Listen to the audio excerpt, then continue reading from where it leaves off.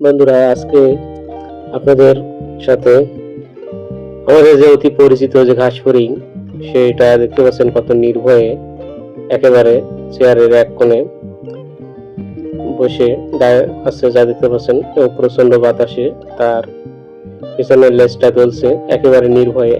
এতটা নির্ভয়ে সে এখানে বসে আছে, যা খুবই আনন্দক্ষণ মনে হচ্ছে আমার কাছে। তো আজকে আপনাদের সেই বিষয়টা নিয়ে দেখানোর চেষ্টা করছি। দেখতে পাচ্ছেন খুবই সুন্দর। আসসালামু আলাইকুম বন্ধুরা, আজকে মূলত নতুন আরেকটি ব্লগ ভিডিওতে জানাচ্ছি শুভেচ্ছা অভিনন্দন। আজকে মূলত আমি যে বিষয়টা আপনাদের সাথে শেয়ার করব, দেখতে পাচ্ছেন একটি ঘাস ফড়িং কত সহজেই একেবারে চেয়ারের এক কোণে বসে আছে। দেখতে পাচ্ছেন খুবই সুন্দর এবং মনোমুগ্ধকর। এখন আমি মূলত আছি যশোরে।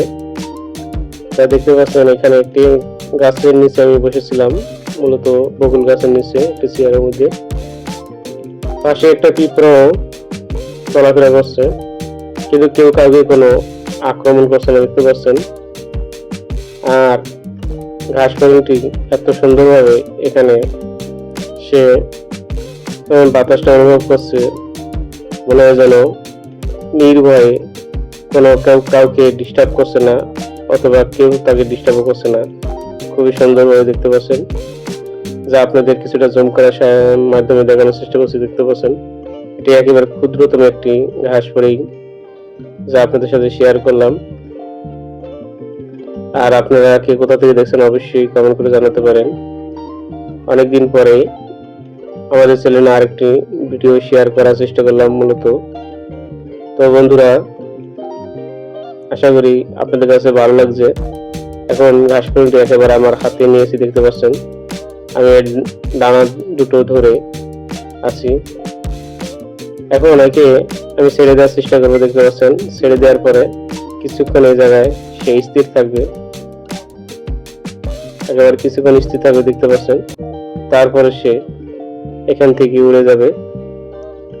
তো আপনাদের সাথে শেয়ার করলাম মূলত ঘাস ফড়িং এর যে রাজকীয় বৈঠকে ঘাস ফড়িং। আসলে সবাই সবার দৃষ্টিকোণ থেকে, সবার মনের মানসিকতার দিক থেকে সবাই সবার রাজ্য রাজা, এটাই স্বাভাবিক। সেই বিষয়ে কিছুটা আপনাদের ধারণার চেষ্টা করলাম, একেবারে প্রাকৃতিক ও ন্যাচারাল। প্রতিটা প্রাণীর সাথে যখন আপনি মিশে যাবেন, তখন মানসিক একটা প্রশান্তি পাবেন, যা আশা করি ভালো লাগছে। তো সবাই ভালো থাকবেন, সুস্থ থাকবেন। আল্লাহ হাফেজ।